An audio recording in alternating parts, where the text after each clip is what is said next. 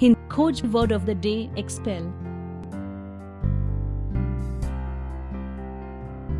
Expel का हिंदी में मतलब निकाल देना होता है। एक्सपेल वर्ब या क्रिया के रूप में।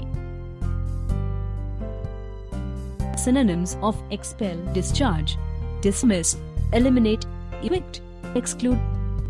Antonyms of expel: admit, employ, engage, hire. Example: Indian Luther Congress expelled HinKhoj K. Joseph from the party over his representation of Christian metal. उदाहरण: भारतीय युवा कांग्रेस ने क्रिश्चियन मिशेल के प्रतिनिधित्व पर पार्टी से HinKhoj के जोसेफ को निकाल दिया।